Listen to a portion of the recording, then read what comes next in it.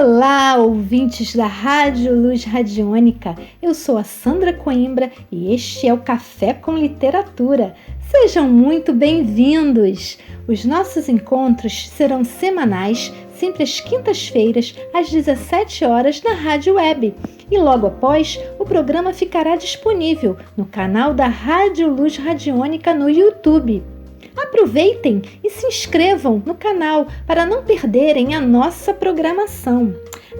Eu também tenho uma página no Instagram, que é o @leiturasliteratura, e um e-mail para contato, que é o sandra@leituraslitteratura.com.br. O meu objetivo com este programa é incentivar a leitura literária. Então, embarque com a gente nesse universo mágico que é a literatura. O mês de junho foi dedicado aos contos e para fechar esse tema com chave de ouro, vou dar a vocês 6 dicas bacanas de livros que eu recomendo nesse gênero narrativo que é o mais comum na literatura. Segue a lista! Dica número 1. Todos os contos de Clarice Lispector, da editora Rocco. 2. Primeiras Histórias, Guimarães Rosa, editora Nova Fronteira. 3. O Fio das Miçangas, de Mia Couto, da editora Companhia das Letras. 4. Contos Africanos, coleção Para Gostar de Ler, editora Ática. Dica número 5. Contos Fluminenses, de Machado de Assis, editora Martin Claret. E para finalizar, dica número 6. Os 100 melhores contos do século, vários autores, da editora Objetiva.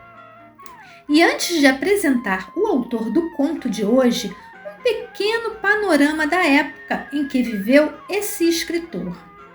Na segunda metade do século XIX, o Brasil enfrentava um cenário de crise. O país passava do regime monárquico para o republicano, e esse panorama ocasionou alguns fatos como a abolição da escravatura, a proclamação da República, revoltas civis e campanhas militares, como a Guerra do Paraguai e a Guerra de Canudos, uma crise financeira denominada o encilhamento e o fortalecimento de ideais positivistas e cientificistas. Nossa, que turbilhão, hein? E no meio disso tudo, a sociedade precisava de intérpretes para essa realidade.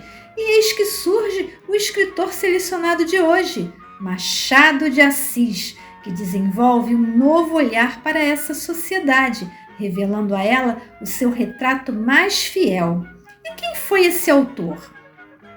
Joaquim Maria Machado de Assis nasceu no Rio de Janeiro em 21 de junho de 1839.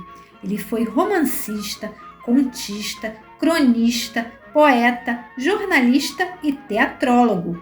Filho de operário, teve uma infância difícil por ser pobre e negro. Era também gago e epilético. Com muito esforço pessoal, pois não pôde frequentar uma instituição de ensino, publica aos 15 anos sua primeira obra literária em 1854, no Periódico dos Pobres. Aos 17 anos, começa a trabalhar como tipógrafo na imprensa nacional. Assim, teve contato com os mais variados textos. Foi jornalista e revisor em vários jornais e revistas da época. Seu primeiro romance veio em 1872, chamado Ressurreição, seguido de A Mão e a Luva e Memórias Póstumas de Brás Cubas. Aliás, esse livro foi um divisor de águas, segundo a crítica na obra de Machado. Depois vieram os contos e as peças teatrais. Foi também crítico literário e foi precursor dessa atividade no Brasil. Machado de Assis era um leitor apaixonado e foi influenciado por autores franceses e ingleses e também de muitos escritores brasileiros e portugueses do século XIX, como Almeida Garrett, Eça de Queiroz, Joaquim Manuel de Macedo, Castro Alves e muitos outros. Machado de Assis foi um intelectual respeitado e influente. Fundou a Academia Brasileira de Letras, da qual foi aclamado presidente perpétuo. Ele morreu no Rio de Janeiro em 29 de setembro de 1908. Machado de Assis é um dos maiores escritores da língua portuguesa de todos os tempos e sua narrativa costuma ser dividida em duas fases, a romântica e a realista, sendo essa última a mais expressiva da literatura brasileira. A obra machadiana tem como característica o diálogo com o leitor, a divisão da obra em capítulos curtos, as frases breves, as referências de autores e obras literárias e a descrição psicológica dos personagens. Suas temáticas estão sempre às voltas em conflitos e eventos cotidianos da vida burguesa. Há sempre um amor não correspondido, interesses sempre de ordem financeira, ciúmes ou traições. Enfim, um autor que merece ser lido em qualquer época, pois essas questões estão sempre presentes na sociedade, até mesmo na atual, não é mesmo? O conto selecionado de hoje é do livro Contos, da série Bom Livro, da editora Ática, e se chama Um Apólogo. Deixa eu dar uma explicação. Apólogo é um conto que apresenta personagens inanimados, ou seja, que não possuem vida real, como uma pedra ou um objeto, por exemplo. Diferente da fábula, que costuma apresentar personagens animados, mas que não são humanos, como os animais, por exemplo. Entendido? Bem, então prepare aquele café e vamos nos deliciar com a prosa machadiana. Um apólogo. Era uma vez uma agulha que disse ao novelo de linha: "Por que está você com esse ar toda cheia de si, toda enrolada para fingir que vale alguma coisa neste mundo?" "Deixe-me, senhora." "Que a deixe? Que a deixe por quê? Porque lhe digo que está com um ar insuportável? Repito que sim, e falarei sempre que me der na cabeça." "Que cabeça, senhora? A senhora não é alfinete? É agulha. A agulha não tem cabeça. Que lhe importa o meu ar? Cada qual tem o ar que Deus lhe deu. Importe-se com a sua vida e deixe a dos outros." "Mas você é orgulhosa." "De certo que sou. Mas por quê?" "É boa, porque coso. Então os vestidos enfeites de nossa ama, quem é que os cose senão eu?" "Você? Esta agora é melhor.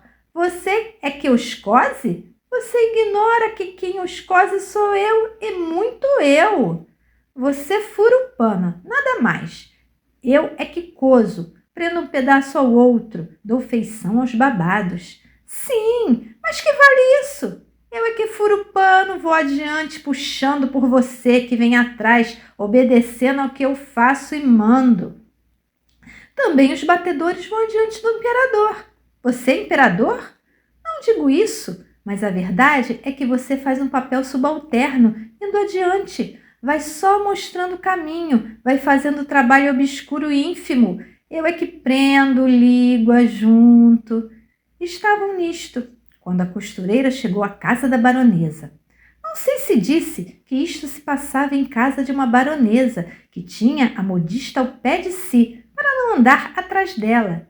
Chegou a costureira, pegou do pano, pegou da agulha, pegou da linha, enfiou a linha na agulha e entrou a coser. Uma e outra iam andando orgulhosas pelo pano adiante, que era a melhor das sedas, entre os dedos da costureira, ágeis como os galgos de Diana, e para dar a isto uma cor poética, e dizia a agulha: "Então, senhora linha, ainda teima no que dizia há pouco? Não repara que esta distinta costureira só se importa comigo? Eu é que vou aqui entre os dedos dela, unidinha a eles, furando abaixo e acima."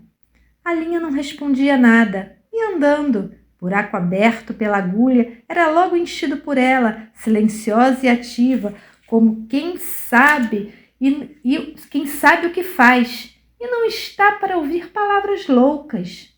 A agulha, vendo que ela não lhe dava resposta, calou-se também e foi andando. E era tudo silêncio na saleta de costura. Não se ouvia mais que o plic, plic, plic, plic da agulha no pano. Caindo o sol, a costureira dobrou a costura para o dia seguinte. Continuou ainda nesse e no outro, até que no quarto acabou a obra e ficou esperando o baile. Veio a noite do baile e a baronesa vestiu-se. A costureira, que a ajudou a vestir-se, levava a agulha espetada no corpinho para dar algum ponto necessário. E enquanto compunha o vestido da bela dama e puxava a um lado ou outro, arregaçava daqui ou dali, alisando, abotoando, acolchetando a linha para mofar da agulha, perguntou-lhe: Ora, agora diga-me, quem é que vai ao baile no corpo da baronesa, fazendo parte do vestido e da elegância? Quem é que vai dançar com ministros e diplomatas, enquanto você volta para a caixinha da costureira antes de ir para o balaio das mucamas? Vamos, diga lá! Parece que a agulha não disse nada, mas um alfinete de cabeça grande e não menor experiência murmurou a pobre agulha. Anda, aprende, tola. Cansas-te em abrir caminho para ela e é ela que vai gozar da vida, enquanto aí ficas na caixinha de costura. Faze como eu, que não abro caminho para ninguém. Onde me espetam, fico. Contei esta história a um professor de melancolia que me disse, abanando a cabeça: também eu tenho servido de agulha a muita linha ordinária. Esse conto é um clássico da obra de Machado de Assis e foi publicado em 1885. E essa lição de moral que ele nos revela nos faz pensar sobre o comportamento humano. E você, em que lugar se colocaria no momento? No da agulha ou no da linha? Bem, vou deixar você pensando sobre isso e sigo adiante. Em breve, novidades sobre o tema do mês de julho. Se você gostou desse programa, acesse a playlist no canal da Rádio Luz Radiônica no YouTube. Não esqueça de curtir, comentar ou deixar alguma sugestão. E também, importante, hein? Se inscreva no canal para não perder nenhuma novidade. Combinado? Beijos de luz e até a próxima quinta-feira!